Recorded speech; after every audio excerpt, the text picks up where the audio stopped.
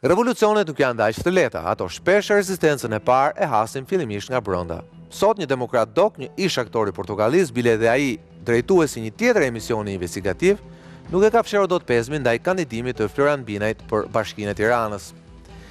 Julian Deda, ndër të tjerat e finalistë në Big Brother, është i vetmi ndër të dy që është nënshtruar ndërkohë një votimi popullor pikërisht në Big Brother.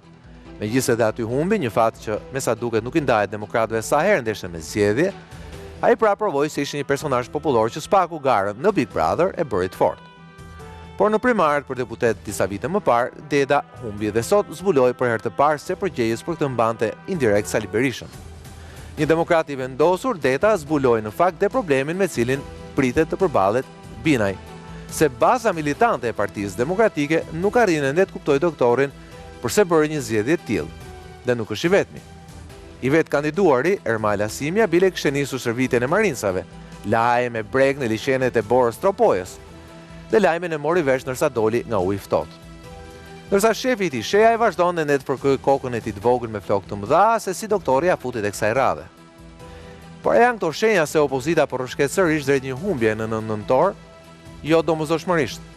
Vetëm një ditë më parë, këtu në sondazhin e APC News, shumica e tiranësve të anketuar e donin një kandidat jashtë politikës tradicionale. Por njëkohësisht e donin edhe jashtë Partisë Demokratike. Pra formula ishte e thjeshtë. Berisha duhet të jepte sinjalin se Partia Demokratike dhe aleatët do të mbështesin dikë që nuk kalonte nga në një derë apo penxhere e sallonit blu. Po përse Berisha nuk e bëri zgjedhjen që dukshëm do të jepte atij një rezultat më të mirë se ai më parshmi? Përse Berisha bëri si gjithmonë atë që ne të gjithë e parashikojmë gjithmonë shumë lehtë, ruajti gardin e tij?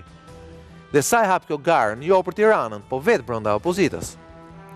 Shenjat janë trishtuese, sidomos djathtas.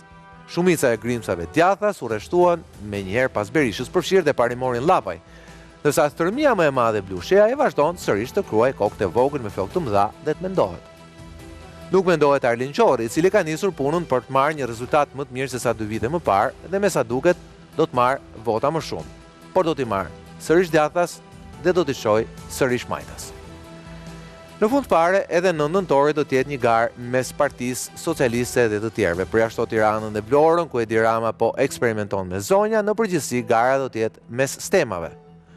Por cilat janë shanset e kësaj sfide? A ka gjasa për shembull që Binaj të sfidojë realisht Ogertën, që një outsider të përballet me një politikan e karriere, që një person pa përvojë të përballet me një menaxher të vjetër?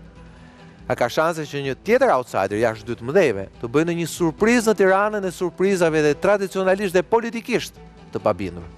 Për këto do flasim sonte në program. Sigle.